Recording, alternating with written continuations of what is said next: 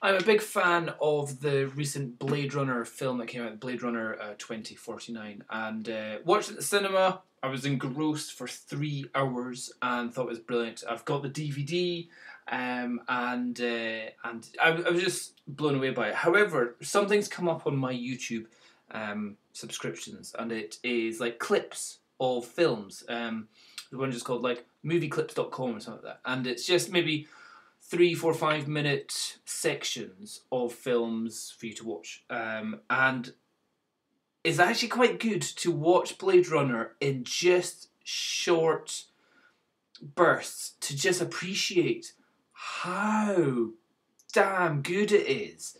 But also, in my experience here, it's just appreciating the acting that's going into this. It's so well done, and so many bits which I can't believe they actually scripted it, or they actually acted that to the nuances, to the level of nuance that it is at.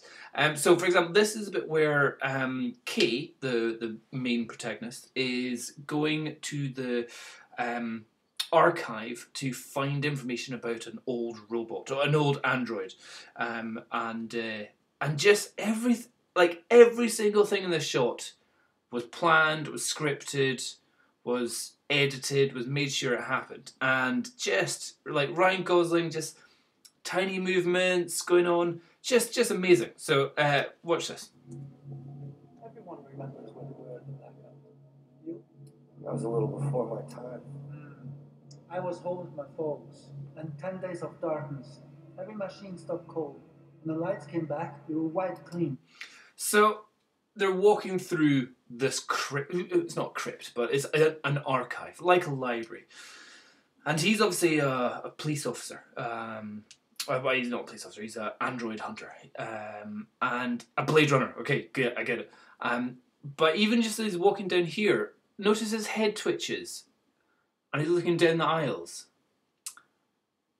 I just wonder if that was planned. If that they said, okay, you walk down here, we're going to film you directly from behind, and we want you to look left, look right, look behind you, to show that you are either always on and searching for danger or looking around the place, or that you suspect there's somebody else there.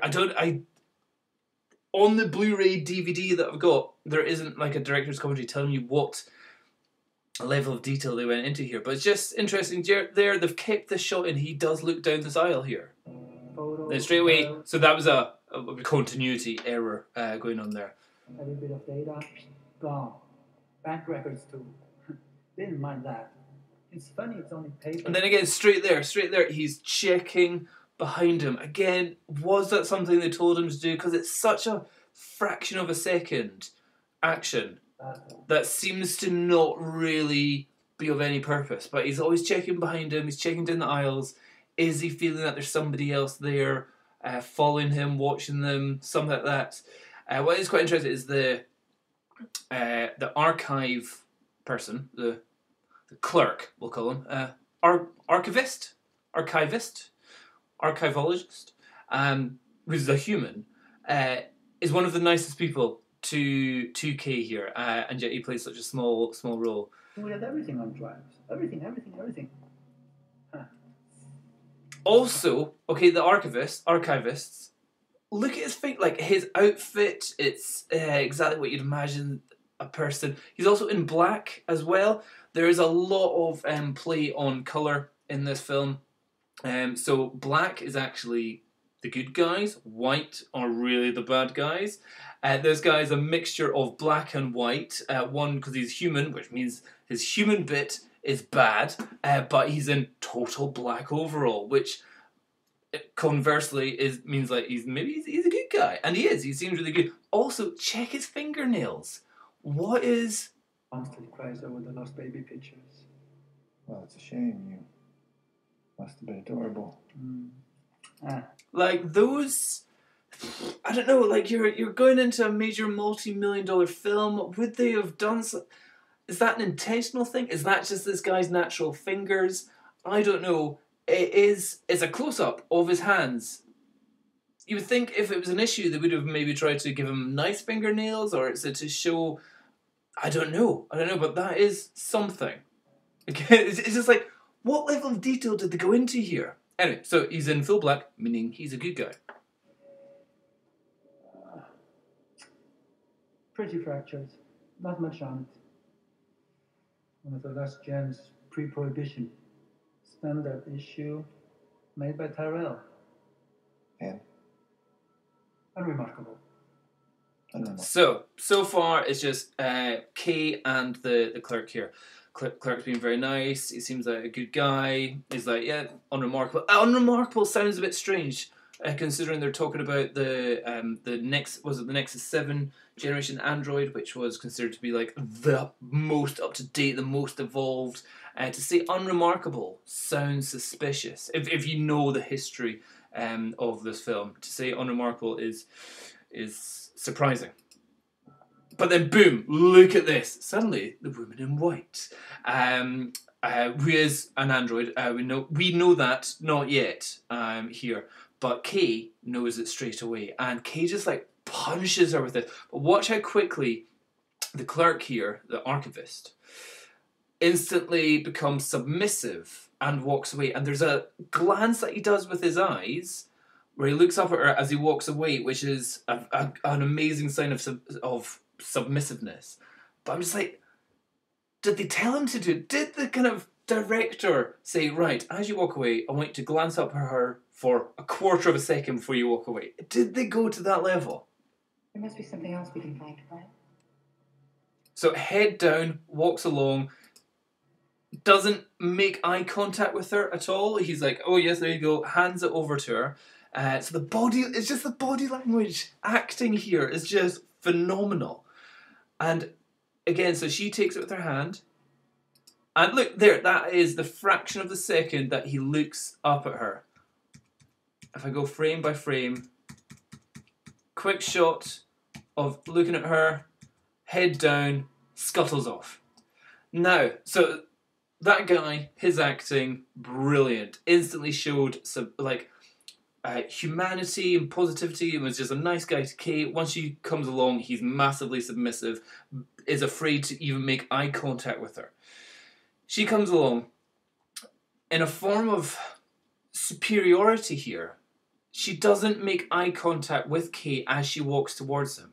This is again, did they do this level of like acting, or are they just so involved with their characters that this is exactly how they thought they would do it? I don't know, but here she's looking at the card, and she starts walking towards him without even looking at him. And there's something about that which shows that it's almost like this Blade Runner is beneath contempt. This person is not important. I don't even need to look at him as I walk to him. Here it is. It's a form of superiority complex where they don't even need to look at the person, not submissively, but unattentively is the way it is. Step. Also, like, you hear her shoes. Like, there's a definite fact that it's such a giant place. No other sounds. We can definitely hear her shoes. The audio guy has picked up on that sound. And is that what Kay was looking around before in all the other shots? I don't know. So yeah, she's getting up to like 3 steps before she even glances up and looks at him. The 30-year-old open case finally closed. Thank you, officer. I'm here for Mr. Wallace. I'm Love. Okay, so Kay's about to drop a bombshell on her. He goes, he named you. You must be special. So he's instantly realised that she is an android, and there's some form of body language that she does, and that Love does, which you're just kind of going, how does she know to do that? And the editing or whatever it is, you can tell, if you just watch this casually, you might miss all this stuff. But here is a fraction of a second delay in her response to his comment that instantly makes you go, oh, she hates him now. But it's almost impossible to see any facial movements that express this. It's a human psychology of body language, how we can just tell fraction of a second changes in timing responses and in microscopic movements of the body, we kind of go, oh, that person likes them. Oh, doesn't like them. Oh, I can't quite tell. Here, it's very interesting. He named you. Must be special. I'm here for Mr. Like, whenever I first watched it, I was like, that was a bit too long. That was tough. And I've watched this clip over... I'm here for Mr. Wallace. Follow me. Over and over, and there's almost no physical changes in her face at all. There would be, like, she's, what's it called? It's micro expressions. Micro expressions are the slight twitch of a lip, or the dropping of an eye, or the unwrinkling of a crow's feet. And there's a thing called neutralized micro expressions, and it seems like this actress has played that well. So you would think it's just, if I go frame by frame, you know, it's a flare of a nostrils, it's a twitch of an ear, it's something going on here. So there's a tiny twitch of the lip, microscopic movement, which indicates something is going on in her head. And as she's an android, she's processing something of going, So what you can't tell here is she annoyed by the fact that he said, oh, you're special? In her head, she's saying, you have no idea how special I am. I'm the boss man's number one. I'm so special you can't even understand. Or is it, how dare you know that I'm an android straight away? I'm meant to be the best that he's got so far.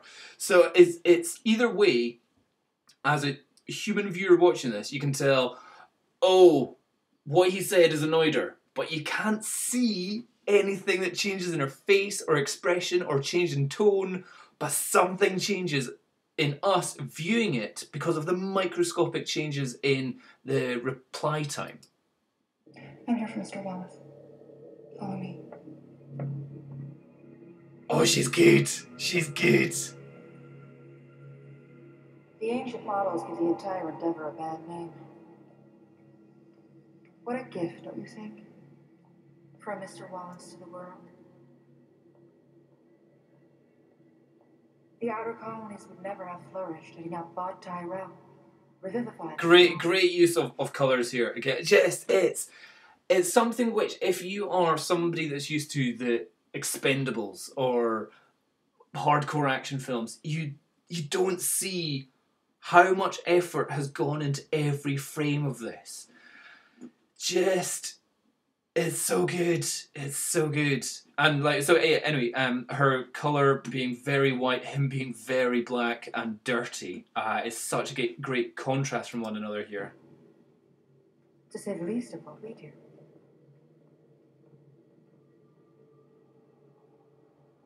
There's Batista. Next is 8. See who's the next version. I see you're also a customer. Are you satisfied with our product?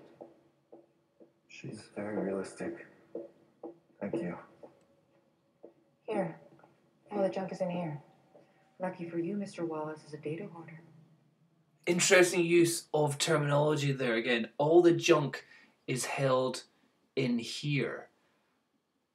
Again, something which an android talking about their previous generations to call as junk.